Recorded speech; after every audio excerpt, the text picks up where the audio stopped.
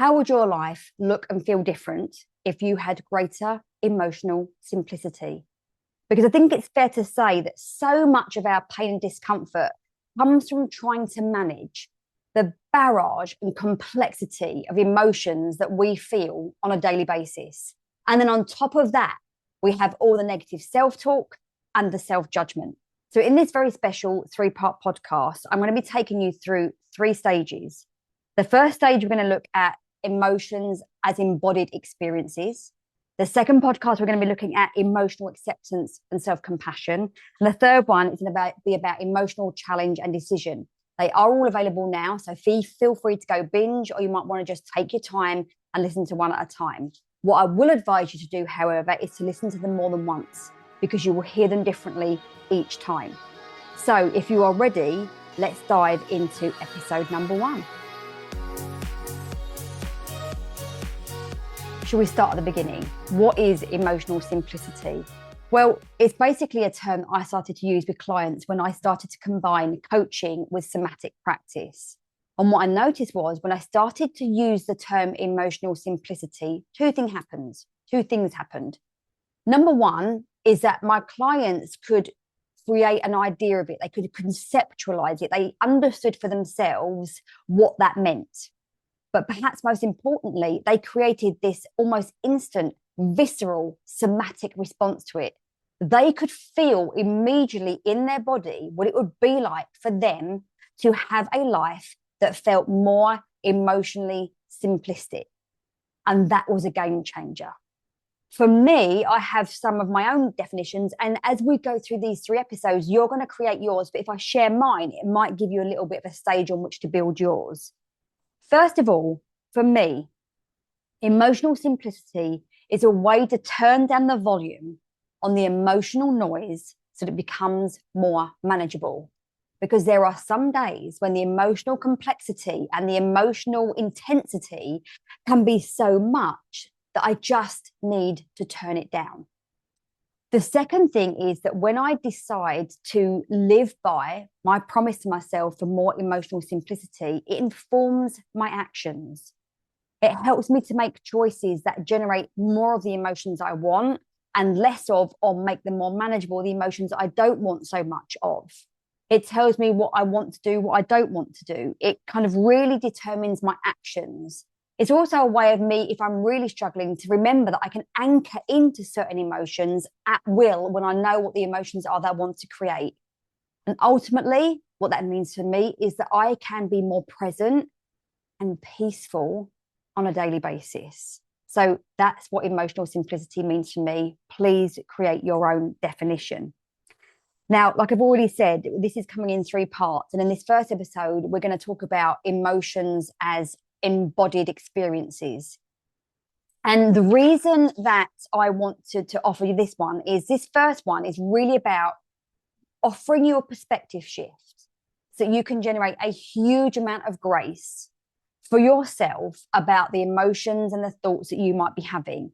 And then from this understanding you're going to have, you're going to be able to extend out your self-compassion and then know yourself at a deeper level, somatically and energetically. And when I first decided to do this podcast series, I was thinking about just starting this first episode off as emotions being embodied thoughts. And I realized that was just a little bit too simplistic. However, it is where I'm going to start. And I think that the easiest way for me to explain it is to share with you a simple coaching framework that I learned about a couple of years ago. It's designed by Brooke Castillo and it's called the model. And it comes in 5 stages: circumstance, thoughts, feelings, actions, results. And the theory being, obviously, that actions create results, but thoughts and feelings kind of drive your actions. The circumstance is an event. The circumstance means that everything is neutral. And what gives you the charge around that circumstance is your thoughts and feelings around it. So let's take circumstance A, and there's 10 of us experiencing circumstance A. But we're all going to have our unique thoughts about it. We're all going to have our unique feelings about it, which means that we all create a unique charge, a unique experience around this neutral circumstance. So when you start using the model, the idea being is that you can generate a different thought so that you feel differently about the circumstance. So let's just say, for instance, you was coming to me for coaching because you wanted to lose some weight and you wanted to lose, I don't know, like 21 pounds as an example. And we discussed all the different thoughts that you had around your body shape, the way it is now, how you got where you are, what you think the journey is going to be like. And these were making you feel, you felt awful. You didn't like yourself. You thought it was going to be too difficult. You've tried it before. You're never going to get there. And the idea of the model is I coach you to have some different thoughts so that you can engage better feelings about the process, about yourself, about your journey.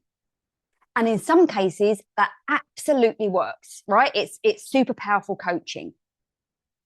But I've worked with enough clients now to know that sometimes just focusing on questions and saying to people, choose a different thought or pick a different feeling is just not enough.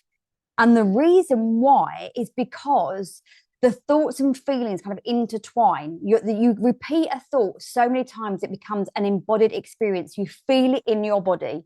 So let's just take something like anger as an example. I'm sure if you remember the time when you was really angry, you can feel that in your body. Perhaps like me, perhaps you clench your fist, perhaps your chest tightens, perhaps your breathing speeds up. Or what about when you're stressed? Do your shoulders come up around your ears? Do you clench your jaw? Does your stomach go tight?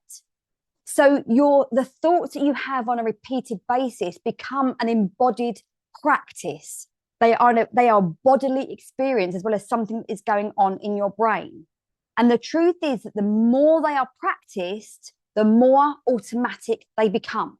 Joe Dispenza talks a lot about this. So go Google him and find him on YouTube and stuff. But he talks about how we can become so well rehearsed as a series of thoughts and feelings that we can get out of bed in the morning, and before we've even had a thought, we've already stepped into being who we've always been. So if you get up in the morning and the first thing you do is put your feet on the floor and put your feet in a pair of slippers, it's almost like putting a pair of slippers on, and you anchor into being that person without even having a thought about it. So if you're somebody who's really been struggling to change the way that you feel, and you feel like these thoughts are going around in your head and you're kind of in this thought and feeling loop, now's the time to cut yourself some slack and understand that these have become automatic responses, automatic experiences that you have because they've been repeated so long. And when the emotions are strong, your body takes that as a sign that, oh, this is really important to me, must remember it.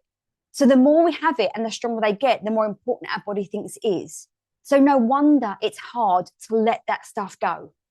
Now, to add on to that, to give you even more self-compassion and grace, how would you think and feel differently about yourself if you knew that some of these patterns of emotions began from the day you were born? So I've already mentioned in previous episodes that when I talk about somatics, we often talk a lot about shapes, the shapes that we take on. I want to give you an example just so you can feel it in your body and you can see it in your mind's eye. So imagine that there is somebody that you know who has never been given a voice. They were always told to be quiet as a child. They were baby was put in the corner. They weren't allowed to verbalize their thoughts and feelings. And the shape that this person has taken on, it means that they're often got their chin tilted and their eyes are downcast. They tend to speak with a very quiet voice. Perhaps their shoulders kind of round over and their chest caves in backwards. They have tiny mouse-like footsteps. That is the shape of their experience. What I want to do to really land and give some weight to this episode is to share some words from the book Your Body is Your Brain by Amanda Blake, because the way that she writes is absolutely phenomenal. And this is going to just help you to really create that perspective shift that I'm looking for, so that you can extend yourself that level of grace. So we start with this. Children's brains are heavily tilted toward sensory and movement-based learning. Our centers for speech and language don't come online until we're about 2 and take many more years to fully mature. By contrast, the somatosensory cortex, which is heavily involved in sensation and movement, is active from birth and usually fully developed by the age of 4. As children, we adopt emotional and relational patterns, not as abstraction, but primarily through what we sense and what we feel. Like trees, we shape in response to our environment, subtly bending and twisting our physical form to match our early life circumstances. Unlike trees, we more often than not move out of that environment as we grow older. Most of the autopilot associations that get wired into our brains and bodies are helpful early on, but they can outlive their usefulness as we enter new situations. And then this part really, I hope, just sums it up for you. Of course, your brain doesn't stop at the base of your skull, and your nerves don't end in a vacuum. For you to take just about any action, your brain must communicate with the rest of your body. To swallow your tears, you have to squeeze your eyes, your throat, your chest. To greet a friend, you open your arms for a hug or your hand for a handshake. To ask a question or to express surprise, you adopt a particular tilt of the head and tone of voice. These automatic, embodied responses are a vital part of the very fabric of our everyday social and emotional experience. And each one of us has embodied our own unique set of associations, which emerge out of the culture we live in, the activities we take on, and our early relationships. So it turns out it's not just your brain that's your social and emotional sense organ, it's your entire body. So in case you didn't know, this stuff lights me up. And the reason I'm sharing it with you in this very first episode is I want you to understand that when you're struggling to navigate emotional turmoil, emotional complexity, when you're struggling with the thoughts, I want you to understand that there is this interplay between your emotions and your thoughts. I want you to take some grace from the fact that you created a very large part of your model of the world at a very early age through your sensorial awareness, through your felt sense. When you had no other way of creating context, you felt it and you stored it. And these patterns become embodied in, and that's who you become. And we have been brought up in a world that teaches us how to learn and not to think. We've also been taught to value our brain. And we've stepped so far away from our body that we have disconnected from its innate wisdom and the messages that it has for us and our true selves. And my hope is not just through these 3 episodes, but through the whole of the Seeking Simplicity podcast, that I'm going to bring you back to your body, that I'm going to bring you back to reconnecting with your wisdom, that I'm going to bring you back to understanding what self-love and some self-compassion and self-acceptance looks and feels like for you and how you take that into your life.